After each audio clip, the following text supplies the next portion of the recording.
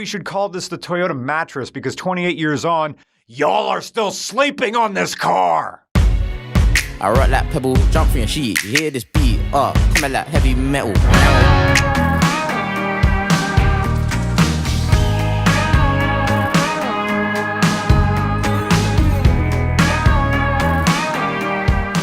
You want a car that will outlast your children, but it comes with one fatal flaw. You explode if you crash.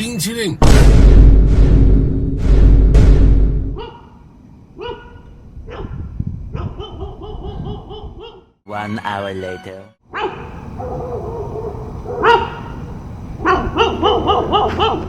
2 hours later. On your drive today, try to count how many old Toyotas you see. What a testament to the reliability. Toyota, let's go places. This is the 3rd generation Toyota Camry. And this just so happens to be the top trim, the V6 XLE, and it's mine. Today we're gonna drive this cute 32-year-old Toyota and review it.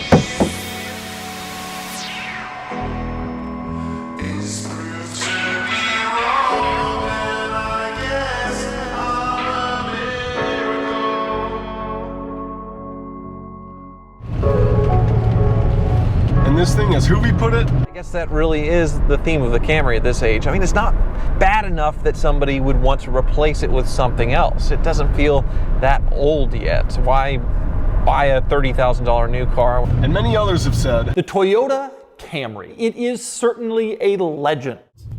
It's very economical. You know, your insurance is going to be extremely affordable on something like this. Repairs are going to be cheap because they sold 1 million of these mid-90s Camrys. There's also a lot less things to go wrong in a car like this. There's no fancy electronics. Everything's just very simple. It's basic transportation. That's what's great about it. It's a car that refuses to disappoint you because it doesn't care enough about being impressive enough in the first place. You weren't alive then in the 90s. But you can have this car and drive it or ride in it, and you will be able to feel a nostalgia for a time in which you never existed.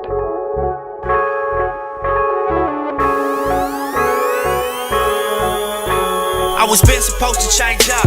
I was been supposed to fold all this pressure. I was been supposed to change up. Nigga, what would I look like? I come from the hood. I represent the only way up. Had to hustle, boy. I'm trying to touch the toy. I'm trying to fuck these LA streets up. now this isn't a very special vehicle, and it never will be. These Camrys were produced in the millions, but it still deserves some credit. Look at that light bar donk. The classic Toyota front-end styling. Such unsettling simplicity. This is the 3-liter V6 engine, and although they do make it look pretty cool, it makes a massive 180 horsepower. And that pulls this Japanese ship to 60 miles per hour in 8.8 seconds. Not very fast by today's standards, but it sure is fun and revs up to 8,000 RPMs. Some Camrys did have some sweet quirks like gold badging or manual transmissions even. But these 3rd-gen Camrys have moved genuinely millions of Americans around. And continue to. Unlike the comparable 1994 Ford Taurus, which was the best-selling vehicle for the year, but how often do you see those on the road anymore? Meanwhile, the XV10 Camry is still everywhere. These vehicles took no engineering risks and just simply improved upon old concepts. And it's just never going to be like a Benz interior, but the pure economical mindset of the Camry deserves praise. For example, a new bumper on this thing, $60. The timing chain is $5. The Toyota Camry has outsold every other sedan in America for 26 consecutive years. Oh, and that reminds me, Happy New Year's, and another insane stat just to drive the point. From its introduction in 1983, the Camry has been America's best-selling car 27 out of the 42 years. The Camry name is a legend, not just known by millions, but probably billions. I mean, there's one right in front of me right now while I'm recording this. Camry in Japanese is crown.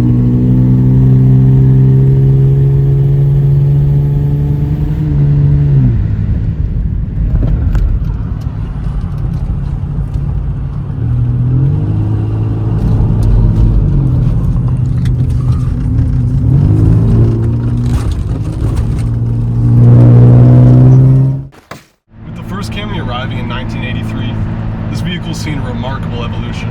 We've witnessed every iteration possible, from sedans to wagons, to coupes and even a convertible. The 2nd generation Camry introduced the wagon option, and it sure is beautiful. Look at that booty. booty was more important than food. And today, the Camry's influence extends beyond the streets. You'll find its name competing in NASCAR or roaming on the streets with a TRD badge and 301 horsepower. In 1993, this thing had an MSRP of $23,000, and I got it in 2022 for just $3,500, and I thought that was a good deal. This one's particularly nice, besides a few spots.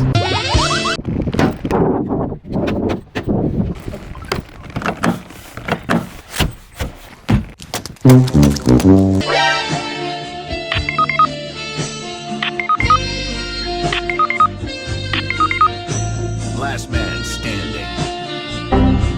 And I got it with only 84,000 miles. A rare example of a vehicle I've only ever seen with 250,000 plus miles, especially at this age. And this is a vehicle many people will probably never even look twice at, but it's grown a really special place in my heart since I got it. I got this as a winter beater car, but just look at some of the photos I've taken. This car just has some taste to it as well. This is probably my favorite Toyota car from 1993. So back when this thing was new, you had 4 trim levels. Your basic, DX model, the absolute base, the LE, the mid trim, and the most common trim, the XLE, the luxury trim, which this one is, and the SE, which stood for sporty. But they only really made it look more sporty. There wasn't any actual performance upgrades. They just put like a little spoiler on the back. Because just frankly, they're never gonna make these 4 and 6 cylinder engines very sporty. That's not their purpose. They're made to be reliable. They're made to go 300, 500,000 miles. They're not made to beat anybody in a straight line, really. The 4 and 6 cylinder options are both non-interference engines, and the auto transmission, in one word, it's just slow.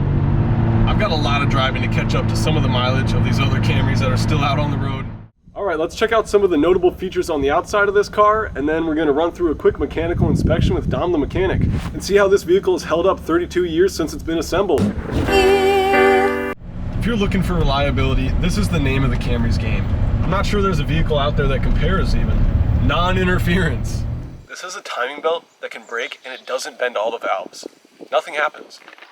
Got this massive light bar across the back. You got the old Toyota logo. Beautiful Camry font.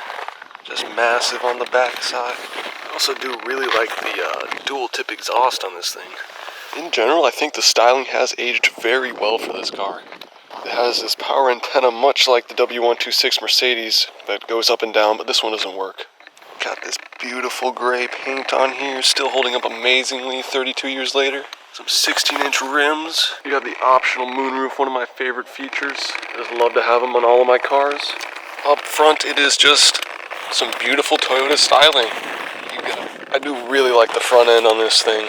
This one, it was hit before me. I'm not sure exactly what happened here.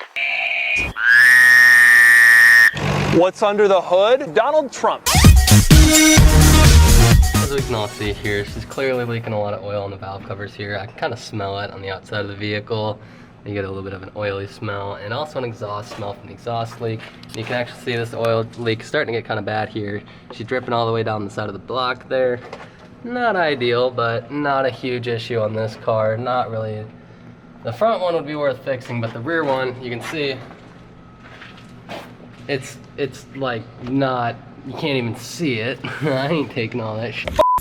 I mean, darn. Shit apart for this car. I'm not gonna worry about that one today. We just changed the engine oil. Looks pretty good. I know it's full. It's nice and clean still as well. Well, You just greened it back in there.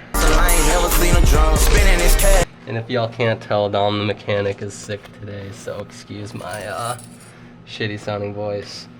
Tranny fluid looks just fine, clean and full. You know, coolant hoses are in nice shape, not leaking or rotting out or anything. Battery looks kind of old here, but still works, so not really gonna worry about that till it gives me any issues. Take a look at the brake fluid here. That's a little tank on it. I suspect, yeah, that looks pretty fucking nasty. Would recommend flushing that out, Mr. Psychiatrist. Oh yeah, well, it's like green and black. Yeah, it's supposed to look like that. It's supposed to be a nice light, kind of tan color. Power steering fluid, or the lack of it, I'm assuming. It's gonna be like red last time I looked. No, it's got fluid, it's just not working. The pump is. Oh, you fucked this thing. Yeah, so it needs a new power steering pump for sure. Hopefully the rack is okay. And your serpentine belt looks pretty fucked. Take a look here.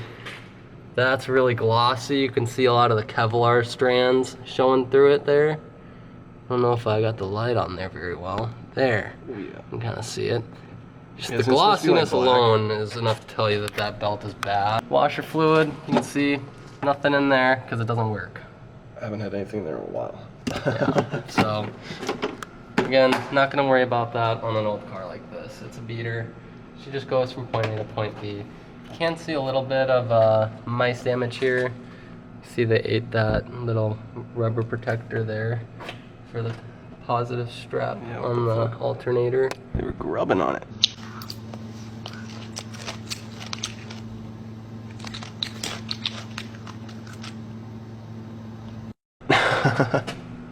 What's the starter though? That like the This gray? guy here that says Toyota on it. I'm assuming this one's positive? Yeah, that's the positive. Yeah. I always tell by looking at the size. Bigger one's always positive. See how that one's a little bit smaller and that one's slightly bigger? Secrets of the trade. Yeah. The inside is upholstered in what appears to be rhino hide. There isn't a single screen in sight except for this little EQ adjuster down here. Anyways, the interior is simple and sturdy and cheap to replace, perfect for children. Featuring an ECT mode to delay shifting times, an overdrive button in case 4 gears is too many, and one of my favorite features, the sound system. I expected it to pop and crack like a tin can, but this sound system really blew me away. And the Psychiart car score is here. I've been reviewing some pretty cool cars lately, so don't be too harsh on this. I still love this car and drive it every day, but it came out to 65.5 out of 100. It has come up in last place, number 5 out of 5. Look, it's a Camry. It's interesting because of how generic and simple it is, and how impressive it is to still see so many of these still out there, pushing towards 500,000 miles and up. But from an objective and driving perspective, it's just a car.